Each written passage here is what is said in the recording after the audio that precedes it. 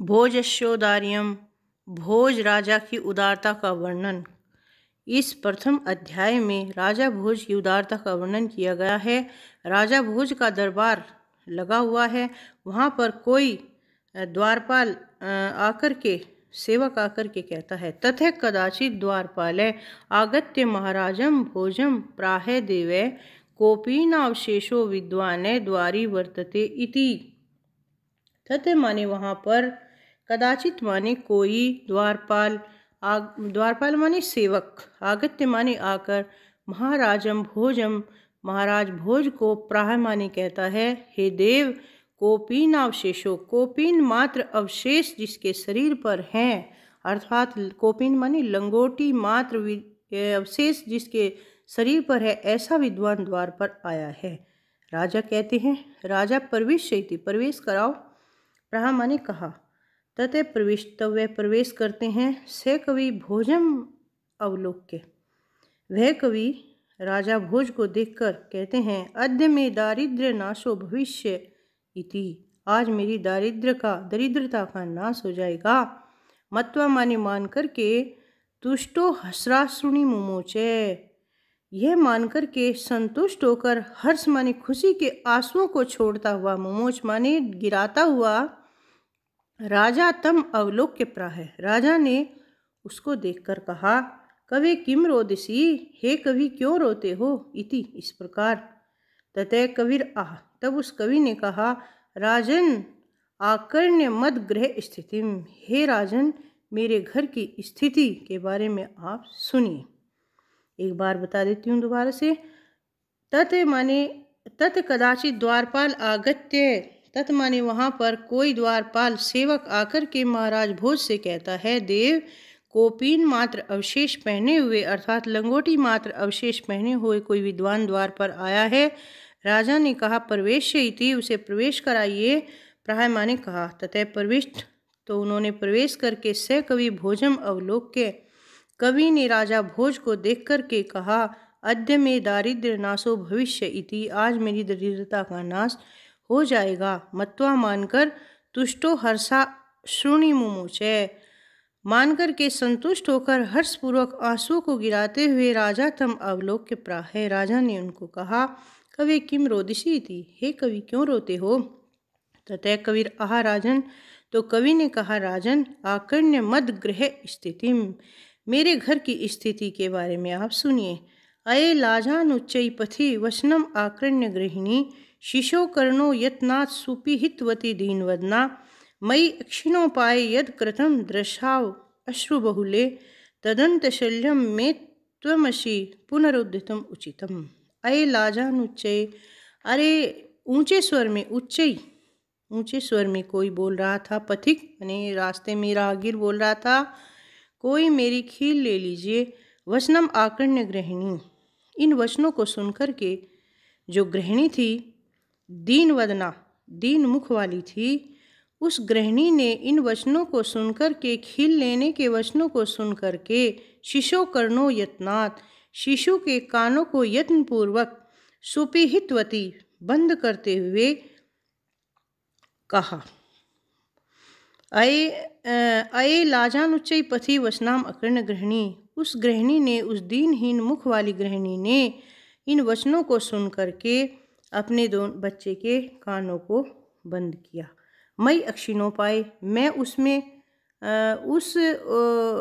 मई अक्षिणोपाय यदकृतम दृशाव अश्रु बहुले, आप मेरे आंखों के आंसुओं को देखकर समझ रहे हैं, यद कृतम, हे राजा, मैं उस उपाय को करने में सक्षम नहीं था, तदंत शल्यम में तत्वमसि, इसीलिए मेरी उस पीड़ा का, शल्यम माने मेरी उस पीड़ा का, मैं माने मेरी उस पीड़ा का, त्वमसि तुम ही, पुनरुद्धितम, तुम ही मेरा उद्धार कर सकते हो, इस पीड़ा से आप ही मुझे बचा सकते हो।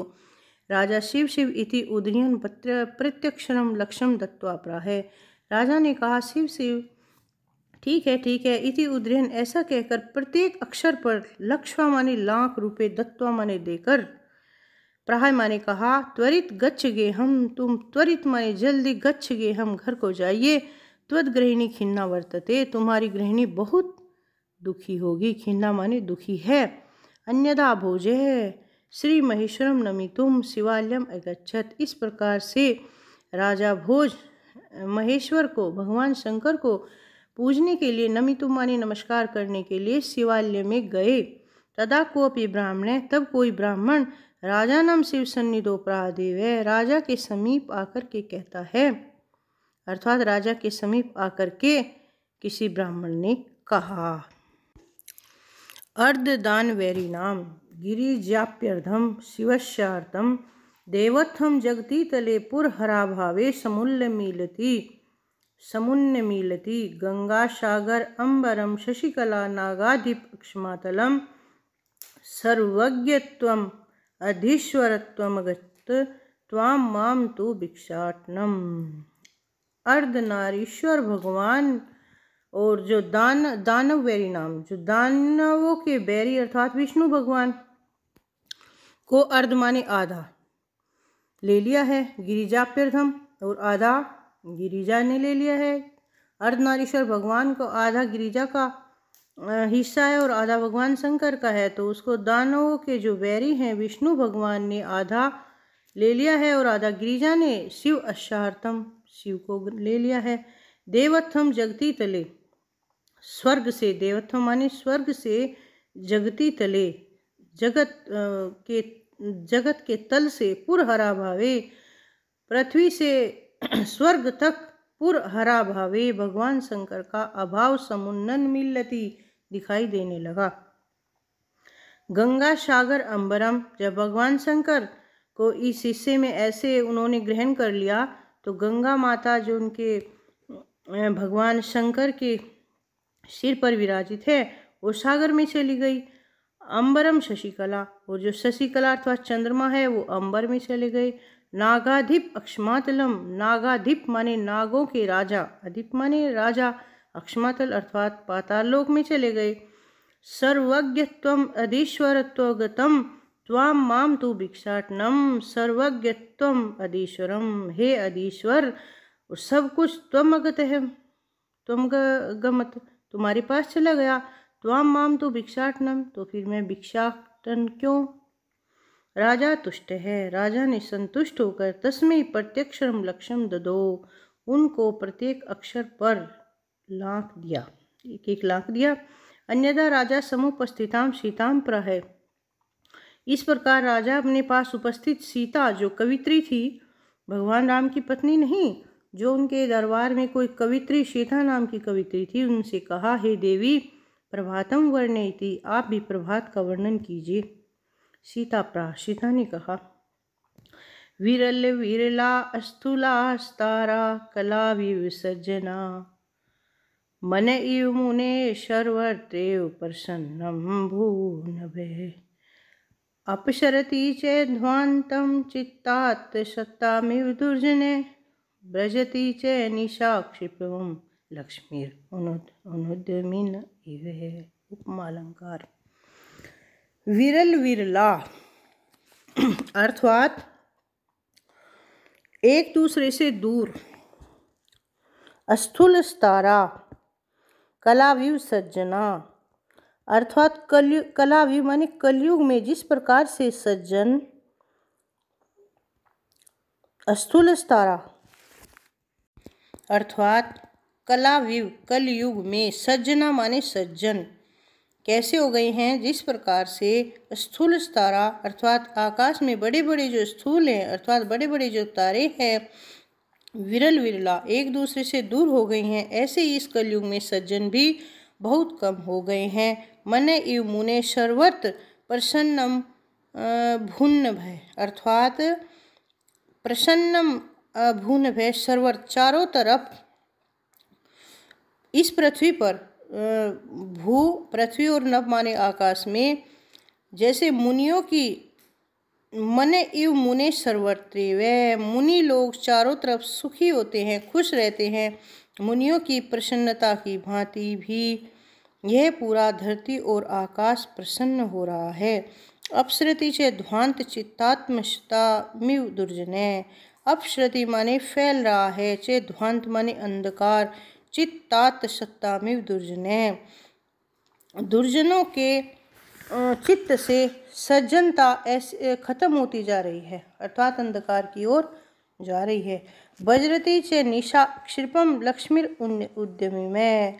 वज्रती वज्र और वृक्ष अर्थात माने जाना, तो धातु हैं दोनों से जाना होता है। जैसे निशा क्षिप्रम माने जल्दी ही जा रही है। कैसे जा रही है? जैसे दुर्जनों के चित्त से, अर्थात जो दुर्जनों का चित्त होता है उनके चित्त में अंधकार फैलता हुआ जा रहा है। और वज्रती च निशा, और रात्रि जो है क्षिपम जल्दी ही जा रही है। लक्ष्मी अर्थात उद्यमी आलसी के पास से जैसे लक्ष्मी चली जाती है, ऐसे ही निशा भी अर्थात रात्रि भी जा रही है। राजा तस्य लक्ष्म दत्वा कालिदास से प्राह, राजा ने उसको 1 लाख अर्थात 1 लाख रुपए दिए। दत्वा देकर कालिदास प्राह, कालिदास से कहा, सखे तुम भी प्रभातम वर्णयति, हे सखे तुम भी प्रभात का वर्णन करो। इति ततः कालिदास प्राह, तो कालिदास ने कहा। कालिदास बहुत बड़े कवि हुए हैं जिन्होंने रघुवंश, अभिज्ञान शाकुंतलम और अनेक पुस्तकें लिखी हैं। तो वे वहाँ पर उस समय विद्यमान थे। तो राजा ने उनसे कहा कि हे सखे तुम भी प्रभात का वर्णन करो। अभूत प्राची पिंगा रसपति रिव प्राप्य कनक है। अभूत माने हो चुकी है, प्राची माने पूर्व दिशा, पिंगा माने गुलाबी, पूर्व दिशा गुलाबी हो चुकी है। रसपति इव अर्थात चंद्रमा, रसों के पति अर्थात चंद्रमा, इव उपमा अलंकार, प्राप्य कनक पीलेपन अर्थात स्वर्ण के कलर के, स्वर्ण के रंग में हो गए हैं। चंद्रमा स्वर्ण के कलर के अर्थात पीले हो गए हैं। गच्छ छायाश्चंद्रो बुद्ध जने इव ग्राम्य सदसी, जैसे बुद्ध जन ज्ञानी जन, इव माने तरह, ग्राम्य सदसी गांव को छोड़कर चले जाते हैं और वहाँ गांव को छोड़कर चले जाते हैं और वहाँ पर अंधकार दिखाई देता है अर्थात अज्ञानता फैल जाती है। गतः छाया चंद्रो, अतः चंद्रमा भी अपनी छाया को छोड़ करके चला गया है। अक्षणम अक्षणस तारा, अक्षण अक्षण में क्षीण हो रहे हैं तारे। नरप्त्य इवानुद्यम परा, जैसे उद्यमी अर्थात आलसी को लक्ष्मी छोड़कर चली जाती है, ऐसे ही अक्षण अक्षण में तारे भी कम होते जा रहे हैं। न दीपा राजनते, दीपक राजित अर्थात सुशोभित नहीं हो रहे हैं। कैसे? जैसे दर्विण रहितान इव गुणा, गुणहीन अर्थात धनहीन जो होता है वो गुणी होते हुए भी जैसे सुशोभित नहीं होता, धनहीन पुरुष गुणी होते हुए भी सुशोभित नहीं होता, ऐसे ही दीपक भी सुशोभित नहीं हो रहे हैं। राजा तुष्ट तस्मै प्रत्यक्षरम लक्ष्यम ददो, राजा ने संतुष्ट होकर उनको प्रत्येक अक्षर पर लाख दिया अर्थात 1 लाख रुपया धन दिया, अर्थात लक्ष्यम ददो लक्ष्य दिया, लाख दिया।